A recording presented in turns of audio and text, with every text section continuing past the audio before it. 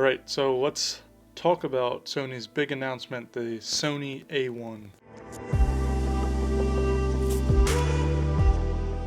Just to let you guys know where I'm coming from, I'm someone who tends to enjoy using different cameras from different companies, and I think that it's great that we have so many options.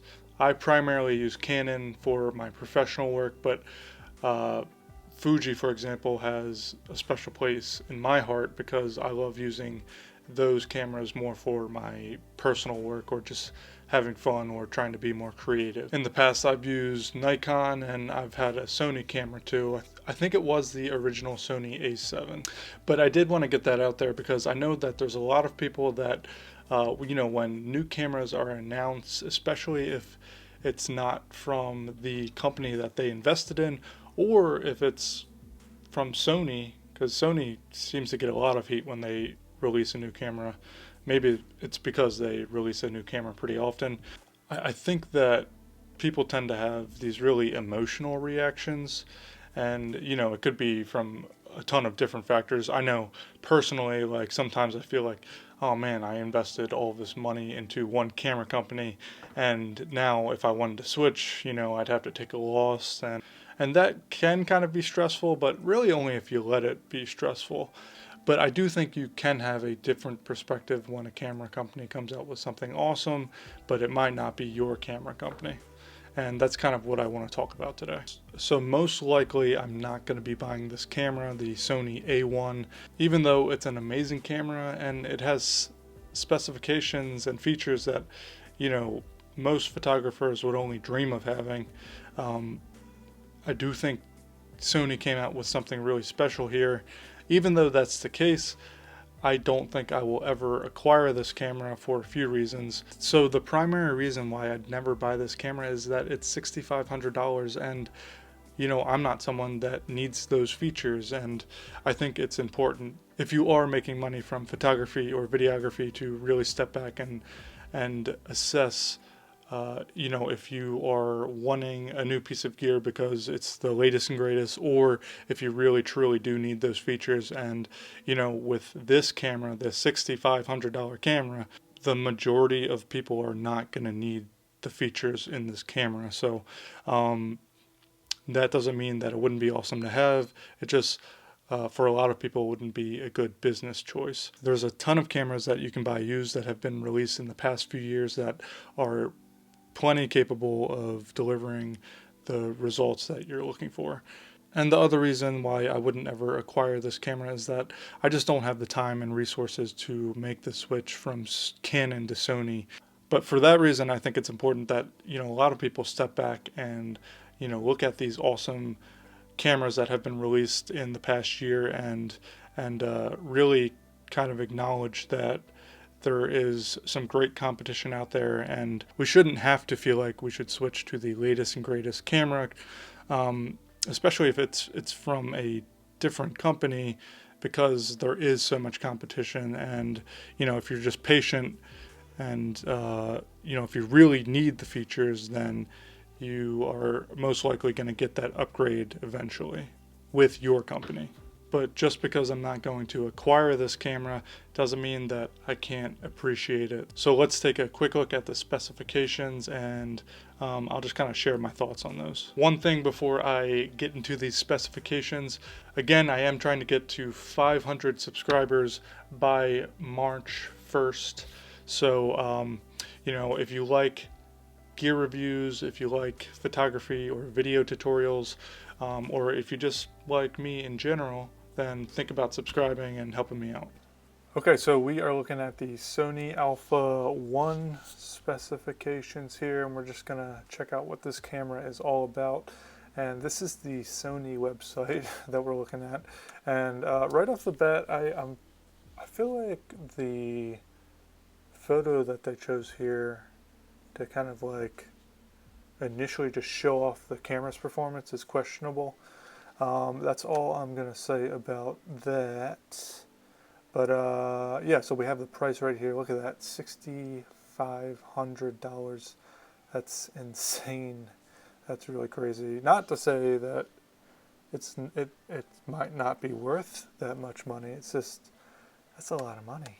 That's a lot of money for a mirrorless camera.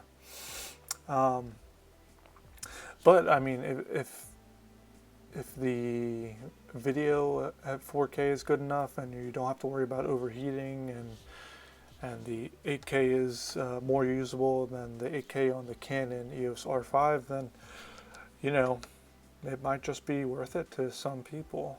So all right, let's look at the specifications here. All right, so we have a 50 megapixel full frame sensor, so that's pretty awesome in itself.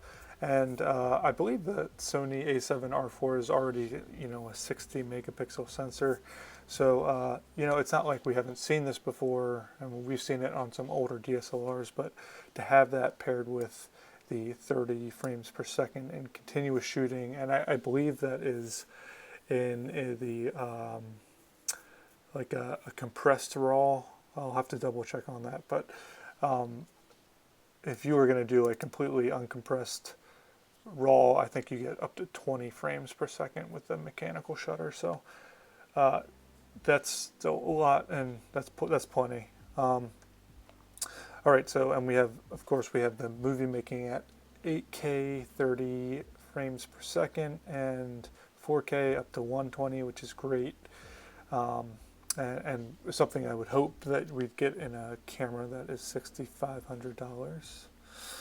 And then, another thing about this camera that's pretty cool, and it's probably the most functional and practical to a lot of photographers and videographers out there, is the faster autofocus acquisition and speed. So I think that's really cool.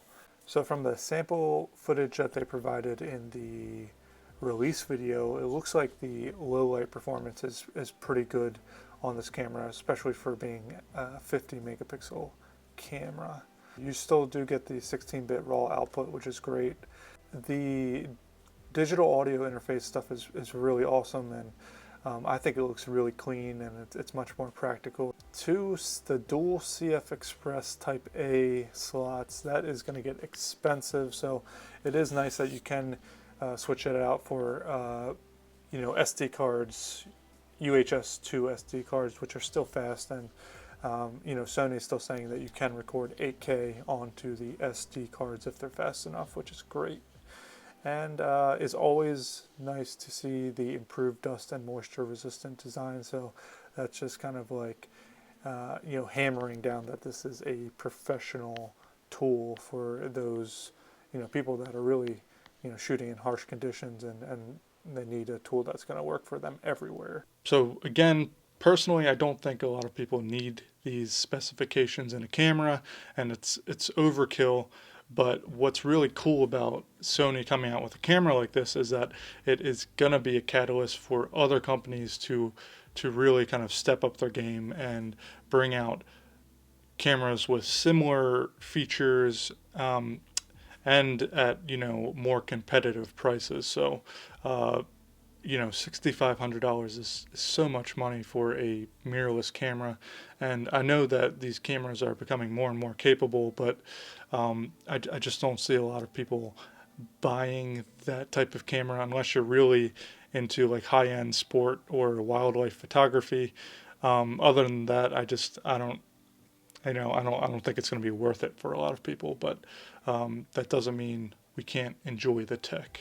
And just as a closing thought for today, just make sure that you remember to stay focused on the skill of your art and not worry too much about the technology and the new gear that comes out, because that's somewhat secondary to how much you really know about your craft. So I'll leave you with that, and I hope you guys have a great day.